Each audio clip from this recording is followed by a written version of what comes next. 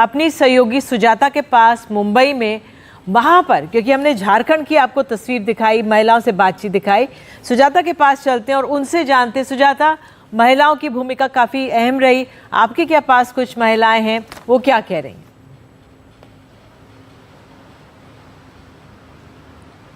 बिल्कुल, देखिए हमने लगातार जब से जिस प्रकार की योजनाओं का जो ऐलान किया गया महाराष्ट्र में, विपक्ष का कहना था कि देखा जाएगा कि ये पैसे महिलाओं तक पहुंचते हैं भी या नहीं।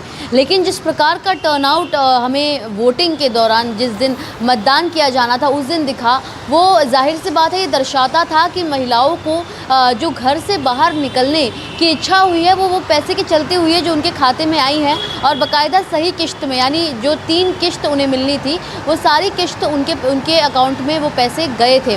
और ऐसे में हमने लगातार महिलाओं से बात की, और आज भी चाहे वो शिवसेना की पार्टी की हो या फिर आम महिला हो, वर्किंग महिला हो या हाउसवाइफ हो, सबका ये कहना है कि जो क्राइटेरिया थी फॉर्म भरने की लाड़की बहन योजना के, वो काफ़ी सिंपल थी। अपने आसपास के आंगनवाड़ी की एक ब्रांच में उन्हें जाना था, वहाँ की महिलाओं से संपर्क करना था, अपने नेसेसरी डॉक्यूमेंट्स देने थे, और जिसके बाद 1 हफ्ते के अंदर 2 हफ्ते के अंदर उनके खाते में पैसे आ जा रहे थे। तो महिलाओं में खुशी काफ़ी ज़्यादा है, जिसके चलते अगर हम 2019 के मुकाबले देखें तो लगभग 6% से जो महिलाएँ हैं उनमें महिला वोटर्स में बढ़ोतरी हुई है। और साथ ही महिलाओं का कहना है कि वो ऐसे ही अपने लाड़के भाव को, जो वो मुख्यमंत्री एकनाथ शिंदे को और देवेंद्र फडणवीस और अजीत पवार को बताती हैं कि वो ऐसे ही अपने लाड़के भाव पर जो अपनी आशीर्वाद है वो बरसाती रहेंगी, क्योंकि जो सरकार है वो महिलाओं के हित में सोच रही है, उन्हें कुछ दे रही है, जिसके चलते वो आगे अपना भविष्य और ज़्यादा बेहतर बना सकती हैं। न सिर्फ इतना, बल्कि लगातार विपक्ष का कहना था कि ये महज एक चुनावी रणनीति के तौर पर देखा जा रहा है, महिला वोटर्स को अट्रैक्ट करने के लिए देखा जा रहा है। हालांकि सरकार ने इसके ठीक बाद ये भी ऐलान कर दिया अपने मैनिफेस्टो में कि जैसे ही वो चुनकर आते हैं तो ये 1500 के शुल्क को बढ़ाकर 2100 रुपये कर दिए जाएंगे, जिसके बाद महाविकास अघाड़ी ही वो गठबंधन थी जिन्होंने कहा था कि इसे बढ़ाकर वो 3000 रुपये जो है महिलाओं के खाते में देंगे। तो कहीं ना कहीं महिलाओं को लुभाने की कोशिश बहुत की गई, लेकिन वोट उन्हीं को मिला जिन्होंने अपने वचन को पूरा किया, ऐसा महिलाओं का कहना है, जिनके खाते में वो 1500 का जो रकम है वो गया है। और ऐसे में आज भी पूरे दिन महिलाओं में खुशी हालांकि काफ़ी ज़्यादा थी, मतदान के दिन भी काफ़ी ज़्यादा थी। और आज खुद अजीत पवार उप मुख्यमंत्री ने अपने संबोधन में ये कहा कि लड़की बहन योजना उनके लिए गेम चेंजर के तौर पर इसलिए देखा गया क्योंकि ये महिलाओं के हित के लिए योजना थी, न कि विपक्ष को या किसी और गठबंधन को नीचा दिखाने के लिए। तो जाहिर सी बात है, महाराष्ट्र में ठीक 4 महीने पहले ये इस पूरी योजना को लाई गई थी। हालांकि ये इसकी जो टाइमिंग को लेकर सवाल भी खड़े किए गए, लेकिन वही दूसरी ओर जो राजनीतिक विशेषज्ञ उनके द्वारा इनके टाइमिंग को लेकर सराहना भी की गई थी। जी, शुक्रिया आपका सुजाता इस तमाम जानकारी के लिए। प्रोफेसर शास्त्री भी हमारे साथ स्टूडियो में हैं। ये एक बड़ी बात है, जो ट्रेंड शुरू हुआ था महिलाओं को लुभाने के लिए, उनको ये सीधा पैसा उनके खाते में पहुंचाने का, धीरे धीरे करके कई राज्यों में रेप्लिकेट किया गया। लेकिन बड़ी बात ये कि एक वादा करना अलग बात होती है, लेकिन डिलीवर करना एक महत्वपूर्ण बात होती है। वादा तो बीजेपी ने भी किया झारखंड में, लेकिन उसको इसका फ़ायदा नहीं मिला, क्योंकि यहाँ पर हेमंत सोरेन ने कहा कि हम तो पैसा दे चुके हैं। सिमिलरली महाराष्ट्र में भी ये कहा गया कि हमने तो पैसा दिया है, चाहे कांग्रेस वादा करती रहे। अभिषेक जी, जो आप बात कह रहे हैं वो बहुत ही महत्व की बात है। काफ़ी राज्यों में काफ़ी पार्टियों ने कहा कि हम ये सुविधा देंगे, लेकिन लोगों ने देखा कि पिछला रिकॉर्ड क्या था उस पार्टी का। जिन पार्टियों ने अपने वादे पूरे किए थे और जो ये प्रॉमिस कर रहे थे, उनकी तरफ लोगों का सपोर्ट था। आप काफ़ी राज्यों में देखें, जब एक पार्टी कुछ प्रॉमिस करता था, दूसरा पार्टी उसका डबल प्रॉमिस करता था, बट लेकिन लोग वो देखते थे कि किसने एक्चुअली उसको इम्प्लीमेंट किया है। और आज हम महिलाओं का कार्यक्रम के बारे में बात कर रहे हैं, और एक बात मैं ध्यान में रखूँगा, कर्नाटका में आज 3 बाई इलेक्शन हुए हैं और तीनों बाई इलेक्शन में कांग्रेस पार्टी जीती है। और संकेत ये आ रहा है कि तीनों बाई इलेक्शन में महिला वोट कांग्रेस की तरफ बढ़ा, और जो वहाँ कल्याण कार्यक्रम 5 कार्यक्रम सरकार ने लॉन्च किया है, उसका जो प्रभाव महिला वोटर पे पड़ा है वो इन 3 बाई पोल्स के रिजल्ट्स में दिख रहे हैं वहाँ पे। तो ये महत्वपूर्ण है, जो जैसे प्रो इनकम्बेंसी एक टर्म इस बार अखिलेश बार बार सुबह से कही जा रही थी, ये एक योजना है, महिलाएं एक वर्ग है। आरती जी से मैं सहमत हूँ कि सिर्फ आर्थिक पैसे, सिर्फ राशि देने से ही बात नहीं बनती। अगर महिलाओं का आपको वाकई में विकास करना है, हम विकास की बात लगातार कर रहे हैं, तो उनकी भागीदारी भी बढ़े राजनीति में। हाँ, ये बहुत ज़रूरी है। जो महिला के वोट इकट्ठा करना, ये कार्य एक्चुअली 2 CMs ने शुरू किया था। एक तो नीतीश कुमार और दूसरा शिवराज सिंह चौहान मध्य प्रदेश में। अगर आपको याद है, नीतीश कुमार ने साइकिल की योजना शुरू की थी, सिलाई मशीन भी औरतों के लिए और साइकिल स्कूल जाने वाले बच्चों के लिए, और उससे ना उनका बहुत अच्छा विमेन वोट बैंक बन गया था, जैसे शिवराज सिंह चौहान का भी बना था मध्य प्रदेश में। तो अब मतलब मेरे ख्याल में वो पहले थे जिन्होंने ये सोचा था, जिनको ये जागृति आई थी कि विमेन वोट भी एक महत्वपूर्ण चीज़ है जो हम पॉलिटिक्स में ला सकते हैं। और इसके फॉलोअप में फिर नीतीश कुमार ने पंचायतों में 33% से 50% का हिस्सा दिया महिलाओं को। तो वो भी मतलब आर्थिक एम्पावरमेंट के साथ वो पॉलिटिकल एम्पावरमेंट भी दे रहे थे। शराबबंदी अलग कर दी, और वो भी महिला के प्रेशर से, मतलब वो भी महिला के प्रेशर से, क्योंकि महिलाएं मतलब इतना डोमेस्टिक वायलेंस होता है, मतलब शराबी आदमी के। बिल्कुल आपको रोकेंगे। नलिन कोहली हमारे साथ जुड़ गए, बीजेपी के नेता। नलिन जी, स्वागत है आपका NDTV इंडिया पर। जी अखिलेश जी नमस्ते। और थोड़ा सा माफी चाहूंगा, गाड़ी में हूँ, रोक नहीं पा रहा था, लेकिन आपके साथ जुड़ने के लिए धन्यवाद। नलिन, आपको बहुत बधाई। नमस्कार, आपको बहुत बधाई जो महाराष्ट्र में आप लोगों को जीत मिली है। तो नलिन, अभी हम बात कर रहे हैं महिलाओं की भागीदारी की, महिलाओं के लिए जो योजना लेकर आए उनका कितना असर। हमने झारखंड की तो बात की है, महाराष्ट्र में आप लोगों को जीत मिली है। क्या आंकलन, जो योजनाएं आई और जिस तरह से महिलाओं ने अपना भरोसा जताया है, क्या कहेंगे उस पर आप? निधि जी, अभी तो थोड़े रिजल्ट आया ही है, आकलन के लिए कुछ दिन लगेंगे, लेकिन कई अगर हम बड़ी बातों को देखें तो एक तो संख्या बहुत बड़ी है, और ये संख्या पूरे महाराष्ट्र से है।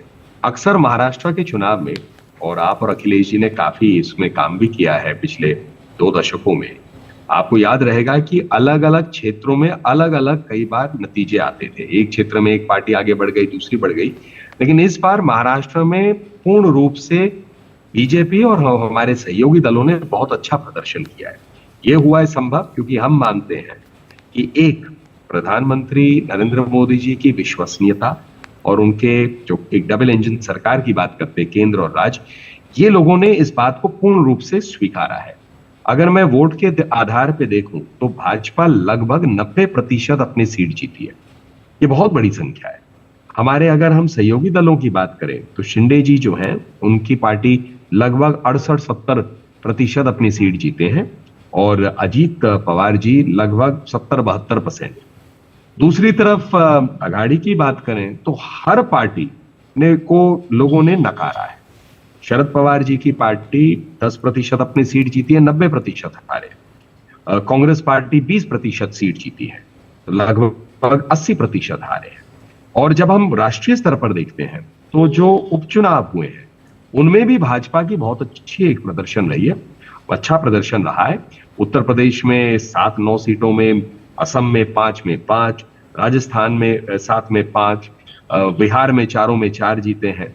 झारखंड में भी, जहां हमें बड़ी उम्मीद थी, लेकिन वहां वोट के आधार पे भाजपा बहुत आगे निकली है।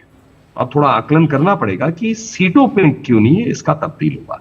तो कुल मिला के एक अच्छा दिन रहा है। हम मानते हैं विकास के लिए एक जीत है, और हमारे केंद्र में नेतृत्व और उनके आधार पे जो राज्य में नेतृत्व काम करते हैं, उसके आधार पे लोगों ने हमें एक अच्छा मौका दिया है। नलिन जी, बीजेपी के कार्यकर्ताओं को सुन रहा था, अधिकांश का ये मानना है कि जीत जो हुई है ये बड़ी जीत है, बीजेपी की भी जीत है, और जो संख्या बीजेपी को मिली है, जो समर्थन बीजेपी को मिला है, तो वो स्वाभाविक रूप से चाहते हैं कि देवेंद्र फडणवीस, उन्हें मुख्यमंत्री पद की कमान दी जाए। हर पार्टी में हर कार्यकर्ता अपने नेतृत्व के प्रति उनका एक स्नेह और लगाव होता है, और एक इच्छा ऐसी प्रकट होती है।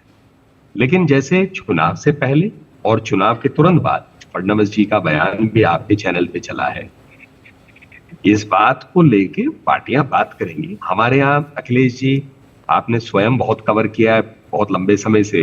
हमारे यहाँ एक प्रक्रिया है, केंद्रीय संसदीय दल बैठती है, विचार विमर्श होता है, राष्ट्रीय अध्यक्ष जो है इसमें फिर आगे काम करते हैं। हमारे कई नेता जो हैं वो राज्य के साथ उनको एक सॉर्ट ऑफ सरकार जब बने तो हमारे वरिष्ठ नेता वहां जाते हैं।